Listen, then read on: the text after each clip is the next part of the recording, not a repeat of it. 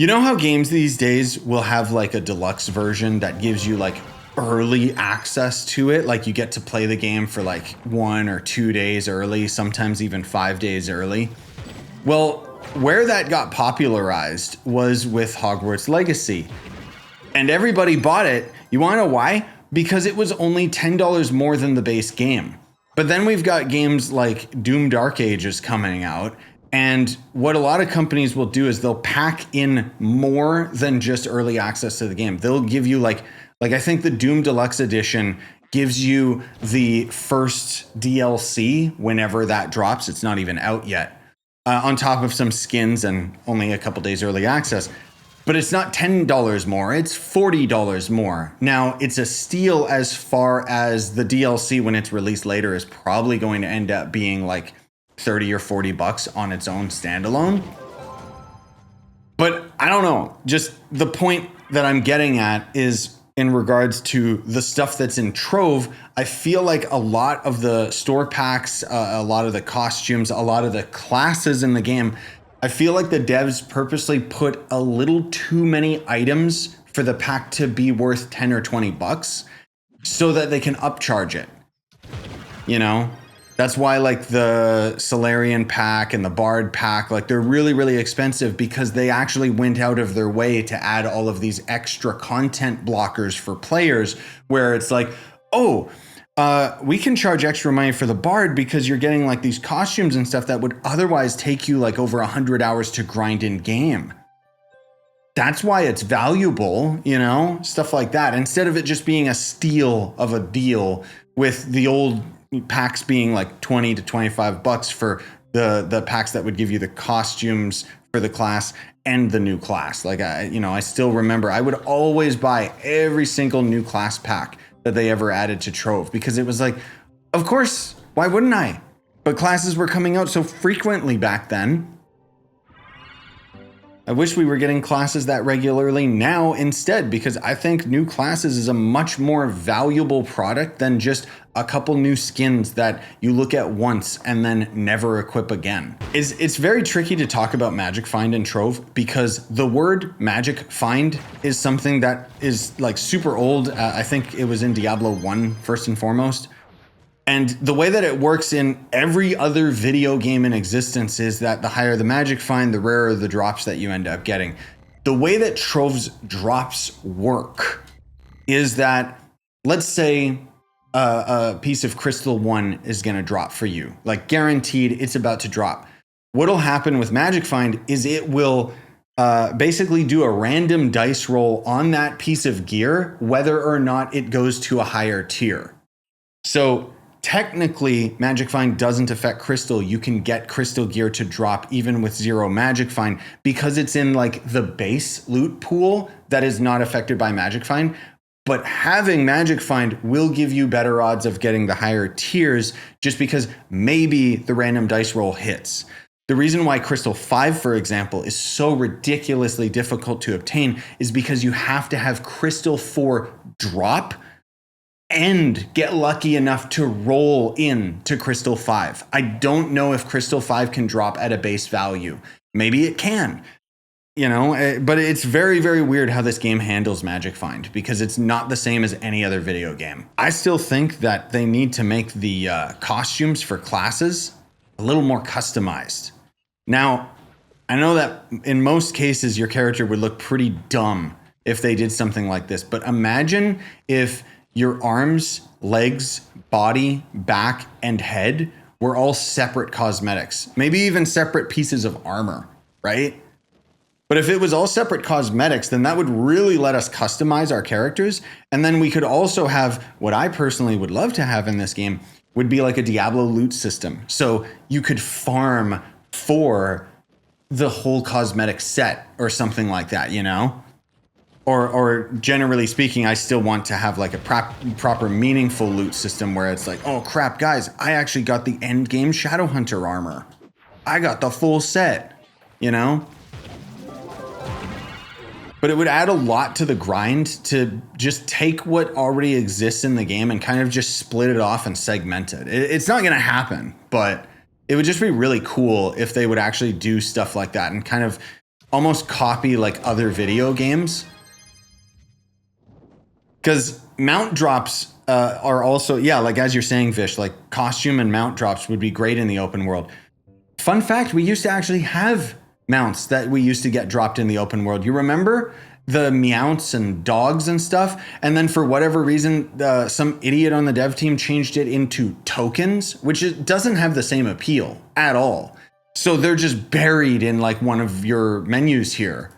And you can craft them into the mounts. But as far as getting it as a random drop, I don't know why they moved away from it. Genuinely, it was so disheartening and annoying. Even when we look at the new Luxian thing, right? It's like the devs want us to spend like, let's say like maybe 20 hours on average to get this one new dragon. And that's not including the dragon coins. That's just including getting the fragments so that you can craft the egg, and then getting the additional donuts so that you can craft the Luxian egg into the dragon. And it's really frustrating and disheartening because it's like, bro, that is like a lot of work for something that isn't really worth it. You know, it's just gonna be another dragon that's gonna sit in my collection menu that I'm not going to even like grab. And yeah, exactly. Like as far as a dragon is concerned, Luxian's actually one of the easier ones. And yet, it still is just so like broken and stupid. Like that's the thing, is the game really needs to start respecting the player's time.